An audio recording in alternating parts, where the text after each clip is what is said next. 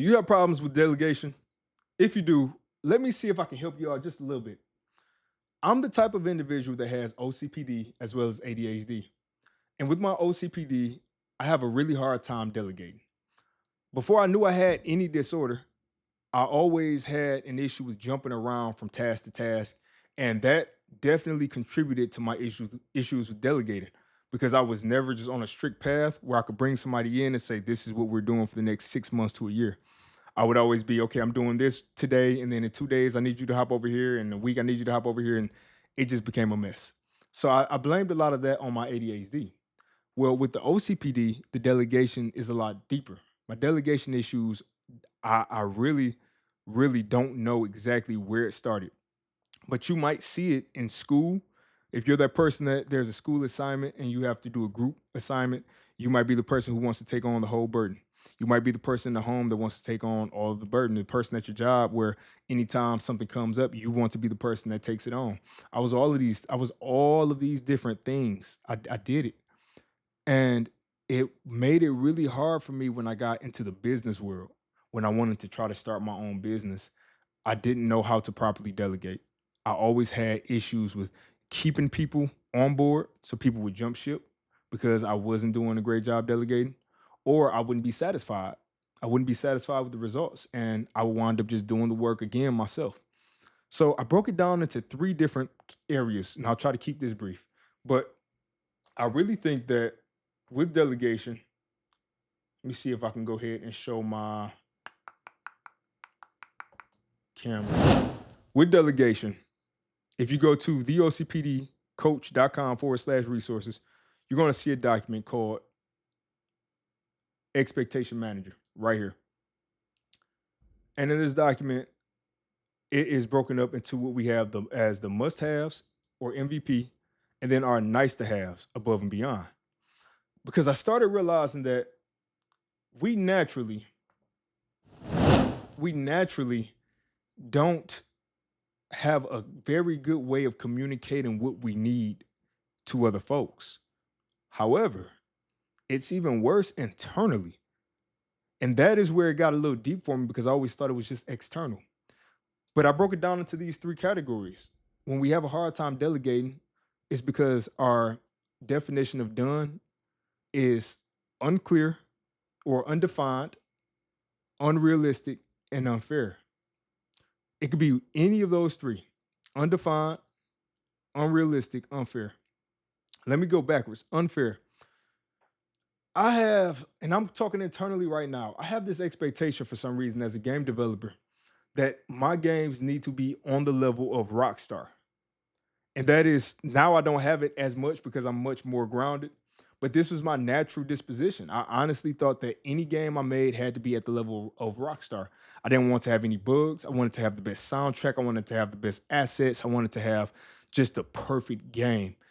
And it was unfair to myself because I was taking myself, building a game, typically by myself, and comparing that to the work of a multi-hundred person studio with millions, if not billions of dollars to spare, as well as a much wider timeline. So I didn't think about all of that in my head. It might have even been arrogance. There might be a sense of arrogance in there where we think we can do the best. We think we can optimize the process to make a better product than people who have hundreds of teams. We probably think it's waste. You don't need all of those people. You don't need all of those resources. But what I wanted to realizing was that I was being unfair to myself.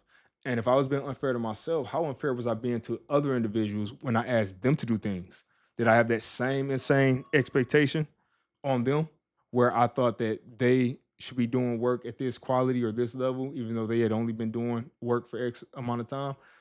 It just gets wild. So the unfair also goes with the unrealistic. They are paired to me because the unrealistic expectation was all of the me being rock star in a single person with limited budget, limited time.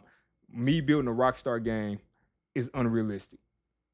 So that just that alone was something that in my head I had not clearly defined what it was. I didn't know what that vision was, so I didn't understand it as unrealistic. I thought it was 100% possible. I remember telling my cousin, he said, if you were to make a GTA 5 clone. This is when I was first learning game development and I got access to a game engine and thought I could do anything. He said, "How long would it take?" I said, "Oh, it'll take about 5 months." And I was serious. I was not scamming. I was not trying to take money from anybody. I was being serious, 100% serious. So I say all of that to say that unrealistic and unfair are typically the hidden ones. Like we really don't pay attention to those as much. And those I think will drive people off. But I think the worst offender of it all is undefined. And that is what I struggle with the most.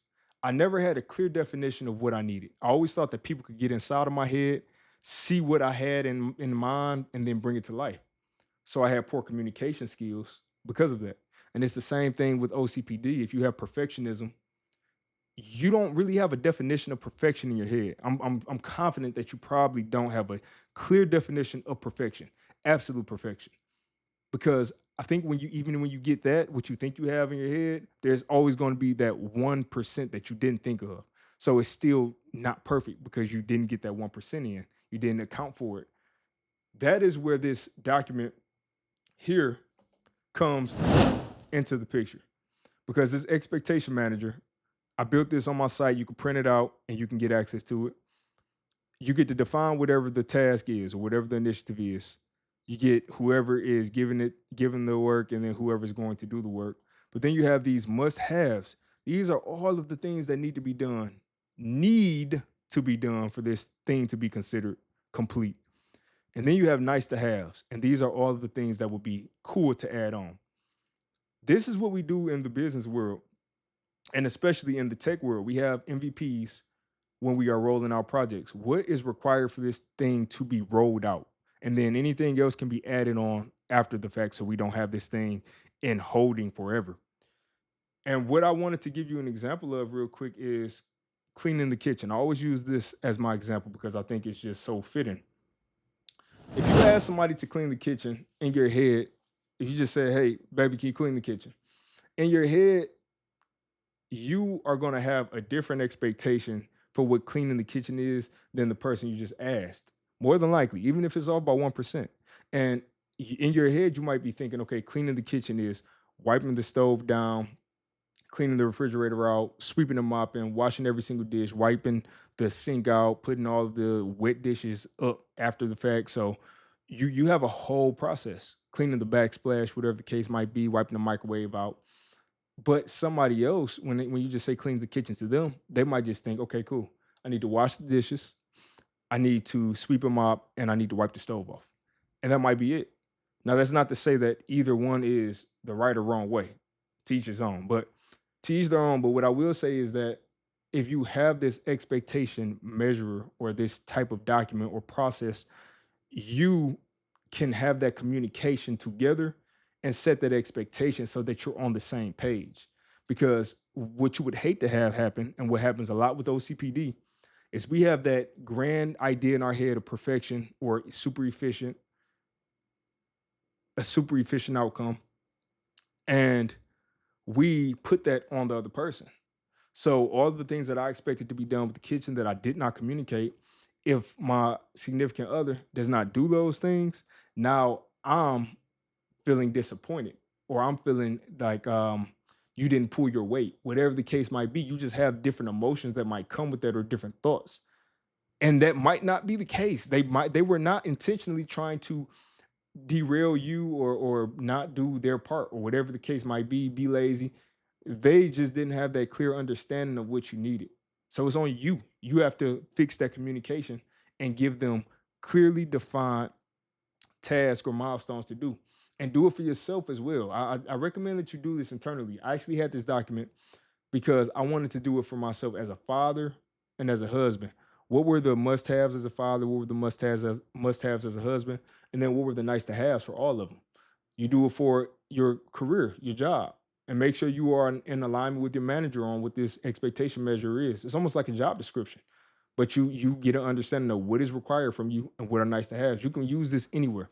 So I have been able to successfully use this in relationships and help people who have had disagreements about simple things like that get on the same page, or get in alignment, and it's helped their relationship. So it works. But I know that was a long spiel.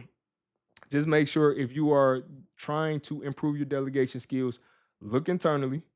And anytime you are delegating, make sure all of your delegated tasks or assignments are fair, realistic, and defined. Fair, realistic, and defined. You keep doing that as a pattern, you're going to improve your delegation skills. All right. So I'll see you guys on the next one, but I'm not a shorts channel. So make sure you subscribe to the YouTube channel and hit the notification bell because I'm not a shorts channel. I don't make a lot of shorts. Most of my content is long form, and I do stream 3 times a week where I'll walk you through my life, how I plan, how I get things done, and we can do all that together. So I'll see y'all on the next one. Keep fighting for your life. Peace.